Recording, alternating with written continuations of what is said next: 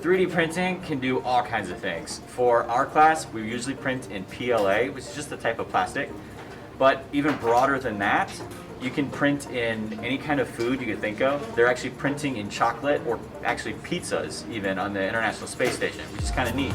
And they've 3D printed different parts of the human body and different parts of other things' bodies. There's actually a 3D printed ear that they attached to a mouse, and it continued to live. So they have a fully functional ear on a mouse. It's pretty neat. And they've 3D printed heart cells and put all of those together, and they're trying to find ways to better incorporate 3D printing into the human body like that.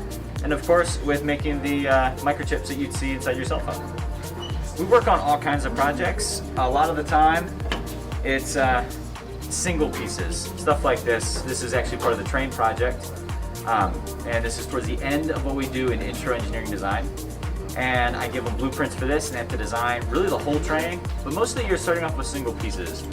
Then we move into the wheel of the train and the axle for it, and then you can learn how to assemble all of this together. This axle actually broke, because 3D printing can be kind of fragile, but putting all of these kinds of pieces together is kind of the big ending project for this year.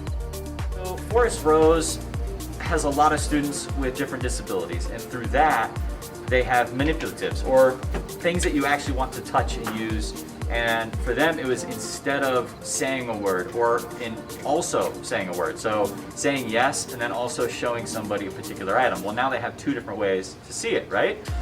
And we printed those manipulatives, but there were things that helped demonstrate on, or in, or on top of, or big and small. Little things like that where saying the word means something, but having a visual can be helpful. That's the kinds of stuff we 3D printed for them. There are several different plans to 3D print cars. So you can 3D print each individual piece and then assemble the car together, which is awesome.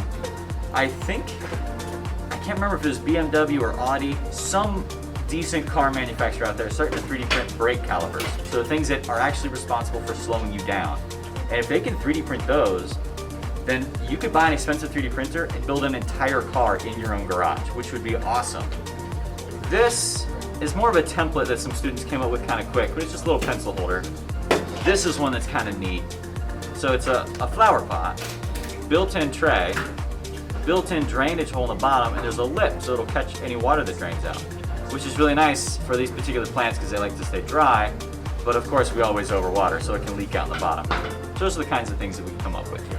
One of our 3D printers, our MakerBot, actually broke. It's probably 2 years ago now. But the part was sold out. We couldn't buy it at the time, but I really needed that 3D printer to work. So we used another 3D printer in the building, 3D printed the piece we needed to fix one of the 3D printers. It was sweet. Awesome.